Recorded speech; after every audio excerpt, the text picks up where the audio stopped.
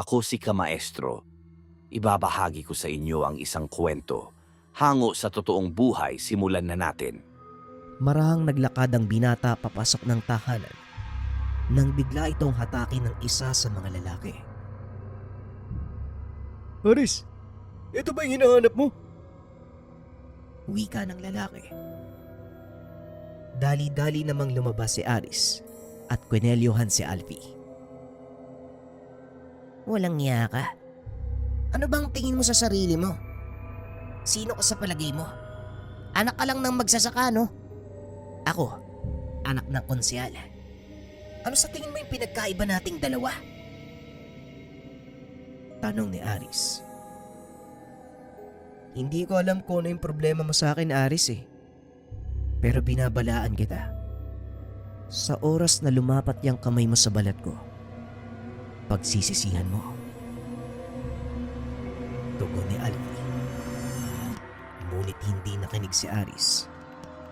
Sinuntok nito ng ilang ulit ang binata hanggang sa magdugo ang ilong at bunganga nito. Lingid sa kalaman ni Aris na nagawa ng kunin ni Alfie ang panyong nakasuksok sa bulsa nito. Matapos ay iniwan na itong nakandusay sa lupa. Nadatnan ng mga kasamaan sa boarding house. Dali-daling inalalayan si Alfie. Ginamot ang mga sugat nito. Ilang sandali pa ay nagkamalay. Dali-daling nag-ayos ng kagamitan ng binata para umuwi. Pagdating sa kanilang tahanan, diretso ito sa kubo ni Lolo Pabling. Nanlaki mga mata ng matanda nang makita ang mga pasa ng binata. Anong nangyari sa'yo, Alpe? Sinong may gawa nito? Tanong ni Lolo Pabling. Lo, pwede bang ako nang bahala sa isang to? Kaagad umatras ang matanda. Hinayaan si Alpi na gawin ang nais nito. Gaya ng itinuro ni Lolo Pabling. Naganda ito ng itim na kandila at manika. Ngunit bago pa man maituloy ng binata ang gagawin, muli itong pinaalalahanan ng matanda. Alam kong galit ka ngayon. Lagi mong tatandaan ang sinabi ko sa'yo. Hindi pwedeng mapuno ng galit ang puso mo dahil kakainin ka nito at tuluyang sasakupin ang pagkatao mo. Wika ni Lolo Pabling. Hindi naman sumasagot si Alfie. Alam na ni Lolo Pabling ang ganitong asal ng binata. Kahit anong paliwanag ang gawin nito, hindi nakikinig ang binata. Nanatiling nakatayo ang matanda sa likod nito habang pinapanood ang ginagawa ni Alfie. Alam niya sa sarili na maaaring may masamang mangyari sa oras na ituloy ito ng binata. Bukod sa hindi pa nasusubukan ng binata ang pamamaraan ng manika, wala rin itong sapat na kakayahan para isagawa ang ganong uri ng ritual. Ngunit nasorpresa ito nang makita ang ginawa ng apo. Hindi akalain ni Lolo Pabling ganito na kalayo ang narating ni Alfie sa larangan ng kulam. Kinuha nito ang itim na manika. Ibinalot sa panyong nakuha nito kay Aris. Matapos ay inosalan niya ito ng mga dasal na itinuro ni Lolo Pabling. Inilagay sa loob ng garapon. Taliwas ang akala ng matanda. Kalmadong kalmado si Alpi sa sandaling ginagawa nito ang pangkukulam. Nung una ay ramdam ng matanda ang matinding galit. Inakalang magtatagal ito sa buong ritual. Ngunit habang nagtatagal, unti-unting naging mahinahon si Alpi hanggang sa matapos ang ginagawa nito. Huwag po kayong mag-alala, Lolo. Hindi ko siya papatayin. Bibigyan ko lang ng aral si Aris na hindi niya makakalimutan. Wika ni Alfie. Matapos ay nagpunta ito sa gilid ng sapa para linisin ang dugo sa kanyang muka. Nang marinig ni Lolo Pabling ang sinabi ng binata, nakampante itong hindi nilamon ng galit ang puso ng apo. Bilisan mo dyan. Nakahanda na ang hapunan. Saluhan mo na ako bago ka umuwi sa inyo. Wika ni Lolo Pabling. Hindi na po muna ako uwi, Lolo. Dito po muna ako matutulog. Ayoko makita ni Nanay yung mukha ko na puno ng pasa at sugat eh. Baka makantsawan ako ni Kuya Jojo kung sakali. Tugon ni Alpi. Ay, ikaw ang bahala. O siya, kain na. Wika ni Lolo Pabling. Masayang nagapunan ang dalawa na parang walang nangyari. At sa mga nasaksiyan, nakita ni Lolo Pabling ang sarili sa apo. Ngunit ang hindi alam ni Alpi na ang pangungulam niya kay Aris ang siyang magiging daan upang mapahamak si Lolo Pabling. Ilang araw ang nakalipas. Bigla na lamang nagkasakit ang matanda. Hindi alam ni Alpi ang gagawin ng mga sandaling iyon. Lo, may magagawa po ba ako? Kailangan ba kitang dalhin sa ospital? Tanong ni Alpi. Hindi, apo. Dahil walang doktor ang maaaring magpagaling sa akin. Maupo ka sa tabi ng higaan at makinig sa lahat ng sasabihin ko.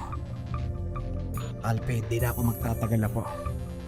Dumating na ang panahon na ikaw naman ang sasalo ng aking kakayahan. Wika ni Lolo Pabling.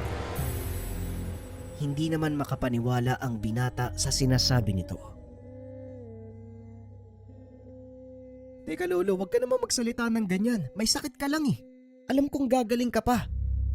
Huwag kang mag-alala dahil maghanap ako ng taong makakagamot sa'yo. Tugon ni Alpi. Akmang aalis na sana ito nang bigla namang hawakan ni Lolo Pabling ang kanyang kamay. Hindi na kailangan, Alpi. Panahon na para ikaw naman ang mag-ingat ng kakayahang ito.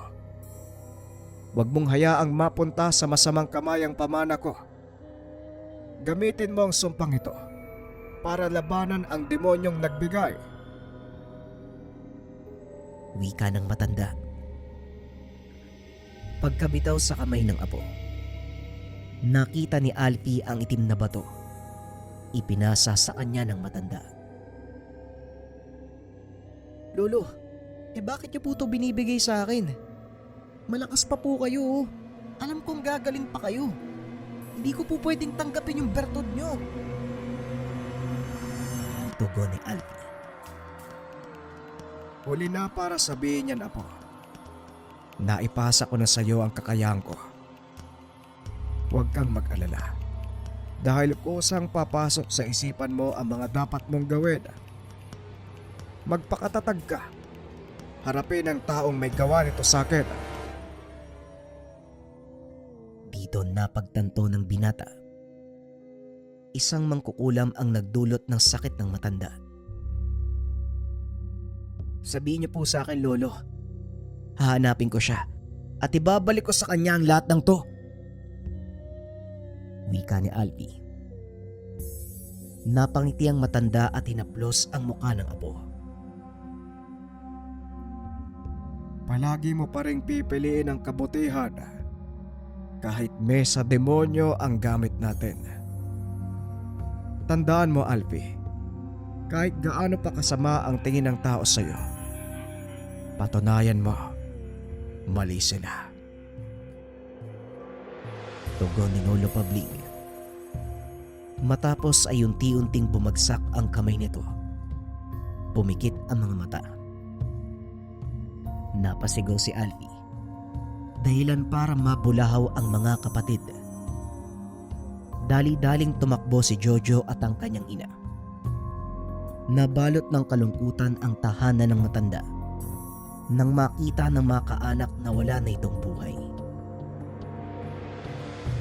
Habang nagluluksa ang karamihan sa pagkamatay ni Lolo Pabling, naghahanda naman si Alfie sa gagawing ritual.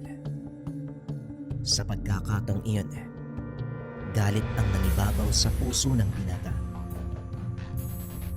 May kung anong bumubulong sa kanya na huwag nitong hahayaang lamunin siya ng puot at paghihiganti. Lo, para sa iyo ang gagawin ko, kaya huwag kang mag-alala. Hindi ko hahayaang pangunahan ako ng galit. Kung mapapatay ko man ang may gawa nito sa'yo, nararapat lang yun sa kanya. Dahil sinaktan niya kayo nang walang kalaban-laban. Wika ng binata sa sarili. At dahil sa napakadaming tao ang nagpunta sa tahanan ng matanda, pinili nitong pumunta sa kabundukan at doon isinagawa ang ritual ng panghuli sa mangkukulam na nagbigay ng sakit sa kanyang Lolo Pabling. Habang naglalakad, napagtanto ng binata na masyadong malakas ang mangkukulam na ito dahil nagawa niyang talunin si Lolo Pabling.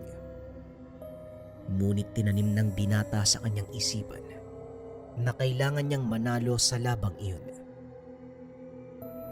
Bagaman ito ang unang pagkakataon na makikipagtuo siya sa isang mangkukulam, kampante ang binatang magagawa niyang makipagsabayan dito.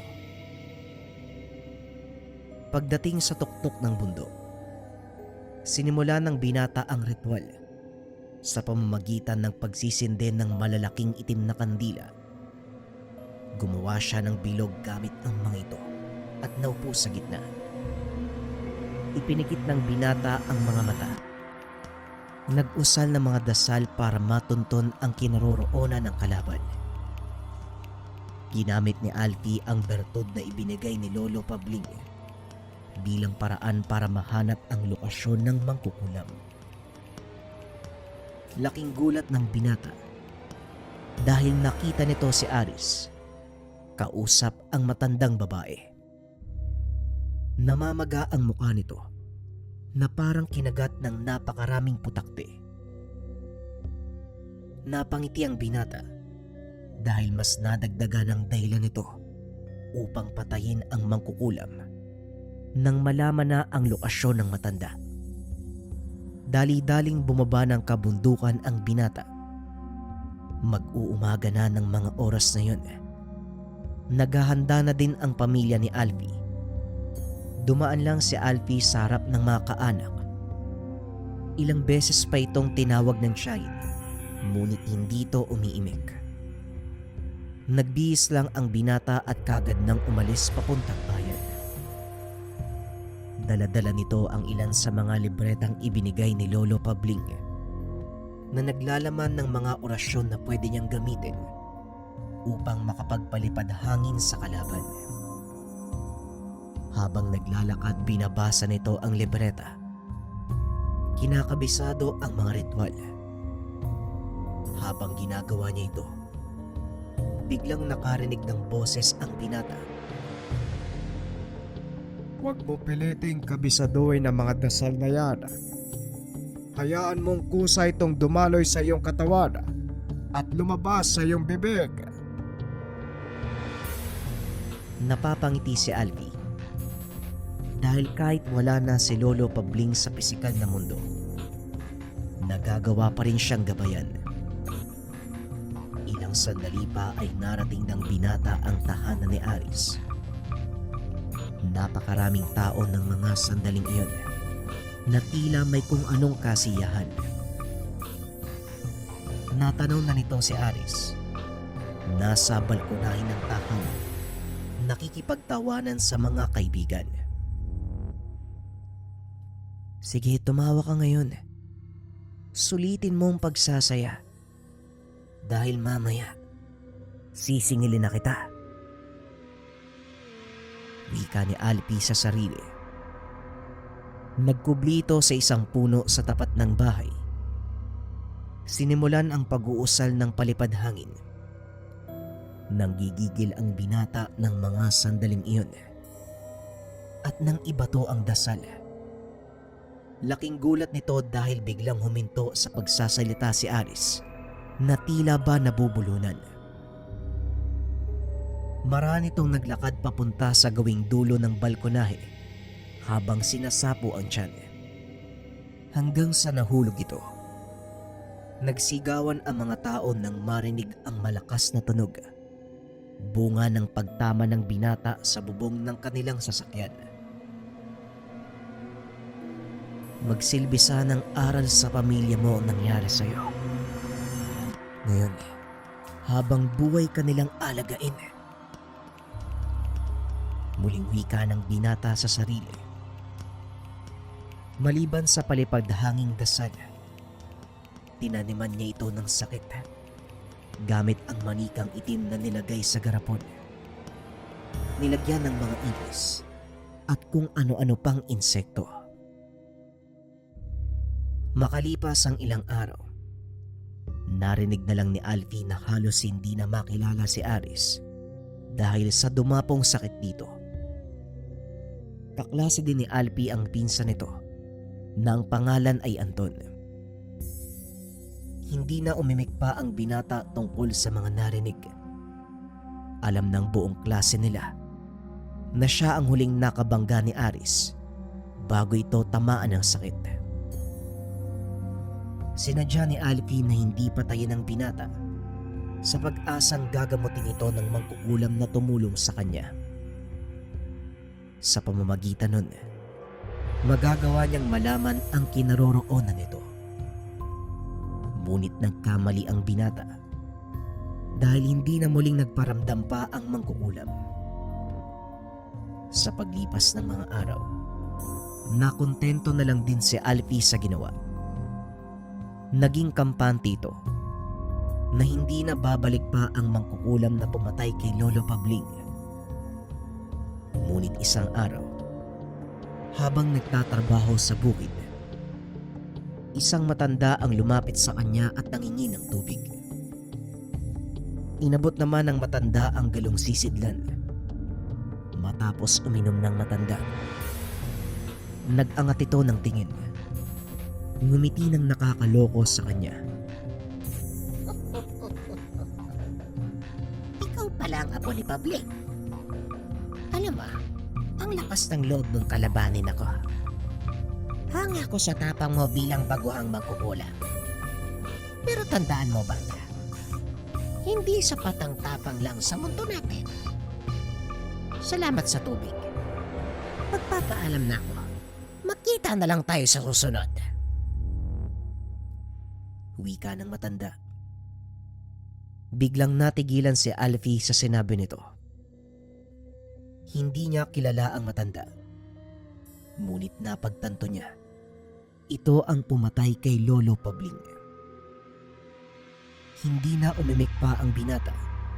Sa kauna-unahang pagkakataon ay kinabahan ito dahil alam niyang malakas ang mangkukulam na nakapatay kay Lolo Pabling. Dali-daling umuwi ang binata. Nagkulong sa kubo ng matanda.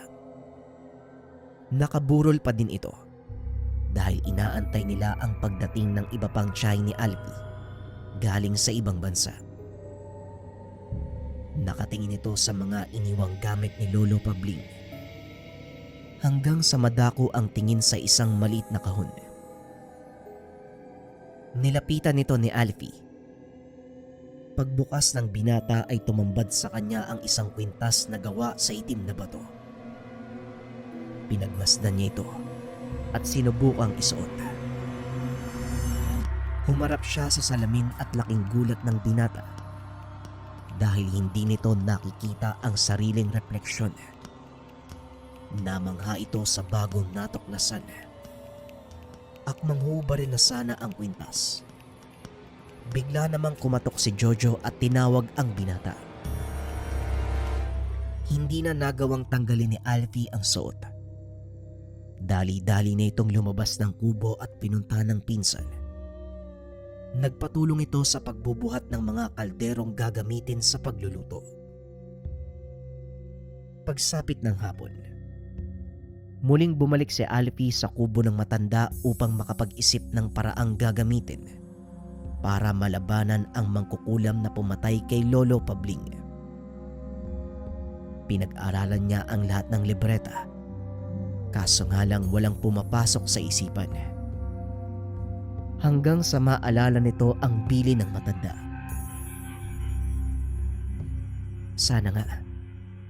Sana nga kusang dumating ang mga kalamang sinasabi mo, Lolo. Pasensya na kung ngayon pa ako naduwag Nagdalawang isip. Hindi ko po kasi alam yung gagawin ko Wala na po kayo Wala na pong gagabay sa akin Wika ni Alfie habang nakatitig sa larawan ni Lolo Pabling na nakasabit sa dingding. Pagsapit ng gabi, naupo si Alfie sa tabi ng ataol ng matanda. Napakaraming tao ng mga sandaling iyon dahil ilang araw na lang ay papalibing na si Lolo Pabling. Iginala ng binata ang tingin sa paligid upang makita kung sino-sino ang mga pumunta. Pawang mga kamag-anak lang din at malalapit na kilala ang naroon. Ngunit nahagip ng tingin ni Alfie ang matandang humingi sa kanya ng tubig sa bukid. Dali-dali itong tumayo upang lapitan. Ngunit sa kasamaang palad ay mabilis na naglakad palayo ang matanda. Sinubukan niya itong habulin para sana tanungin kung ano ang sadya sa lugar. Kaso nga lang hindi na ito mahanap ni Alfie. Nagpa siyang bumalik ang binata sa lamay. Muling naupo sa tabi ng kabaong ng lolo at kinausap ito. Lo, mukhang hindi ako titigilan ng matandang nakapatay sa inyo Sabihin niyo po sa akin, Lolo, ano po bang dapat kong gawin? Wika ng binata. Napapangiti na lang ito dahil alam niyang hindi nasasagot ang matanda. Ilang sandali pa ang lumipas. Biglang nagkagulo dahil bumagsak ang nanay ni Alfie. Dali-dali naman itong pinuntahan ng binata. Inalalayan nila ito papasok ng kubo at hiniga sa papag. Ako nang bahala kay nanay. Iwan niyo muna siya na makapagpahinga. Wika ni Alfie. Kagad nang lumabas ang mga kaanak. Hinawakan ng binata ang pulso ng ina. Dito napagtanto ng binata ang dahilan ng pagkawala ng malay nito. Dali-daling sinara ni Alfie ang pintuan at bintana. Matapos ay nagsimula na itong magsindi ng mga kandila, insenso. Nag-usal ng mga dasal pang proteksyon sa katawan ng ina. Sinubukang tanggalin ang sakit na inilagay ng mangkukulam. Sa awa ng Diyos, nagawa naman itong tanggalin ng binata. Nanatiling nakasara ang pintuan habang patuloy na pinakikiramdaman ni Alfie ang paligid. Hanggang sa nagkagulo sa labas. Isa na naman sa mga kaanak nila ang bumagsak. Alam ni Alfie ang totoong dahilan. Kailangan niya itong pigilan bago pa lumala ang sitwasyon. Dali-dali nitong nilapitan ang kaanak. Hinawakan ang kamay sa pagbabaka sakaling matunton ang kinaroroonan ng mangkukulam. Maya-maya ay tumayo na ito. Bumalik sa loob ng kubo. Nagtaka ang pinsan nitong si Jojo sa kinikilos ng binata.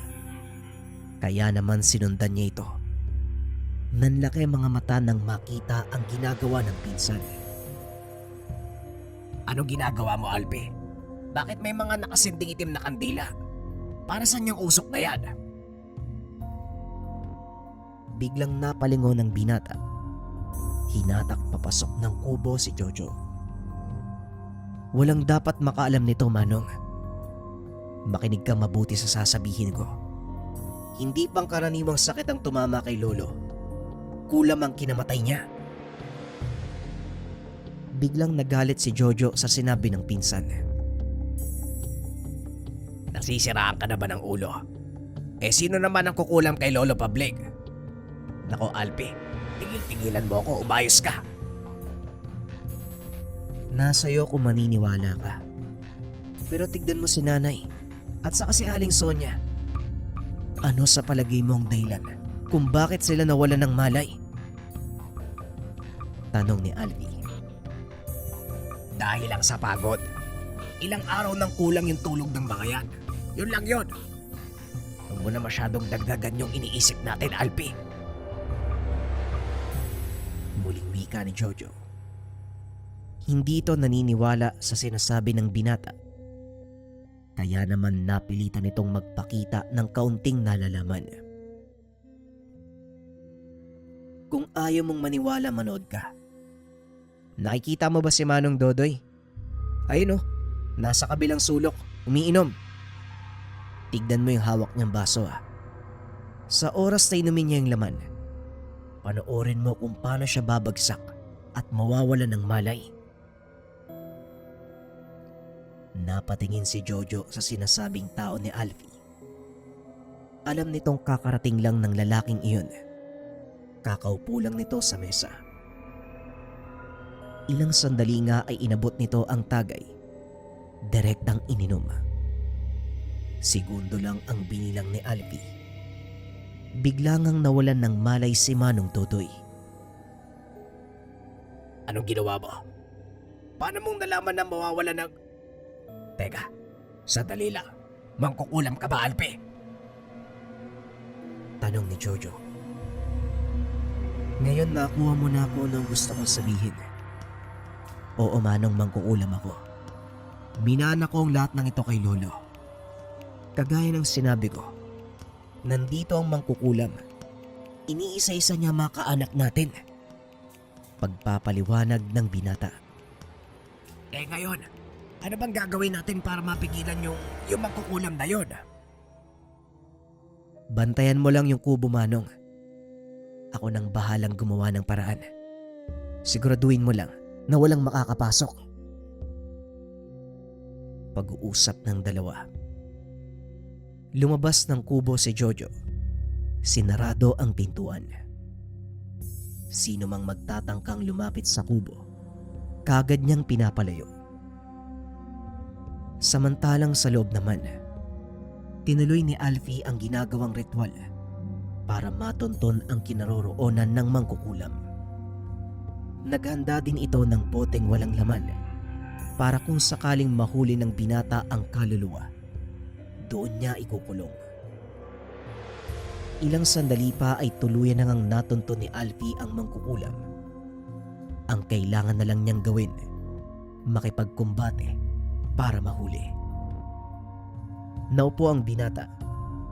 Nagsimulang mag-usal ng mga palipad-hanging dasal. Naglalaban ang dalawang mangkukulam sa pamamagitan ng isipan. At dahil naunahan ito ng binata, nagawa niya itong hulihin. Naisip ni Alfie na tanungin ang mangkukulam kung ano ang pakay nito sa kanila. Nakita nito ang walang malay na katawan ng ina. Kaya naman naisipan niya itong pasaniban. Ilang sandali pa ang lumipas. Dumilat ang nanay ni Alfie. Nakatitig sa kanya ng masama. Pasensya ka, nanay. Kailangan kong gawin to para sa ikakatahimik ng lahat. Wika ng binata. Nag-usal ito ng mga dasal na panggapos. Nang makumpleto ay nagsimula ng magsalita ang mangkukulam na nakasanib sa katawan ng nanay ni Alfie. Hindi alam ng binata kung paano niya itong nagawa. Ngunit wala na itong oras para mag-usisa sa sarili. Magaling at nagawa mo kong hulihin. Pero hindi ibig sabihin na nalo ka na. Nagsisimula pa lang ang totoong laban, bata. Wika ni Mang Tupi. Alam ko, tanda. Kaya simulan mo nang magsalita kung ayaw mong mahirapan ng husto sa mga gagawin ko sa'yo. Sabihin mo, ano ang totoong pakay mo sa pagpunta dito? Tanong ni Alfie. Hindi pa ba malinaw sa'yo, bata? pagiganti. Hindi ba ikaw at ang lolo Pabling mo ang kumulam sa apo kong si Aris? Tignan mo ngayon ang sitwasyon niya. Hindi mo alam ang epekto ng ginawa mo sa kanya. Tugon ni Mang Tupi. Nararapat lang yun sa kanya dahil magaspang ang ugali. At kung yun ang dahilan mo para patayin ang lolo ko, pasensyahan tayo. Dahil hindi na kita papatagalin pa. Wika ng binata. Kagad na itong nag-usal na mga dasal na pangpatay gamit ang mga aral na itinuro sa kanya ni Lolo Pabling. Ngunit bago pa man ito mailapat ang daliri sa leeg ng ina, muling nagsalita si Mang Tupi. Sige, magpalamon ka sa galit at pagiganti mo. Sa huli, matutulad ka din sa amin.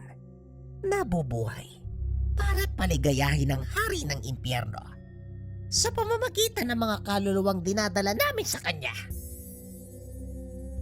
Wika ni Mang Tupi. Pasensya na Manong Tupi, pero hindi ako kagaya nyo eh. Malayong malayo ang layunin ko sa adhikain nyo. Tugon ng binata. Sabay gilit sa leeg ng ina. Gamit ang kanyang daliri, nangisay ang matanda. Hanggang sa tuluyan itong mawala ng malay. Sa pagkakataong iyon, alam ni Alfie na tapos na ang laban. Ilang minuto pa ang nakalipas. Nagkamalay na ang nanay ni Alfie. Nagtataka ito kung bakit naroon siya sa kubo. Dali-dali itong bumangon na tila walang nangyari. Ano Alpe, tapos na ba? Nanalo ka ba? Tanong ni Jojo. Oo Manong. Sa awa ng Diyos, nanalo tayo. Tugon ni Alfie. Pinili ng dalawang isekreto ang naganap. Tutal wala naman talagang naginala sa mga nangyari. Hinayaan na lang nila na manatiling sekreto ang mga nalalaman. Nairaos naman ng maayos ang libing ni Lolo Pabling. At sa puntod nito, muling nangako ang binatang gagamitin ang minanang kakayahan sa kabutihan. Sa paglipas ng taon, napiling magpakalayo-layo ng binata. Nagtrabaho ito sa Manila bilang CQ. Kalaunan ay bumalik din sa kanilang baryo. Nagkaroon ng sariling pamilya. Kahit papano, namuhay ng payapa. Ngunit ni minsan, hindi nito makakalimutan ang nangyari kay Lolo Pabling. Maging ang sekreto ng kanyang lolo na isang mangkukulam.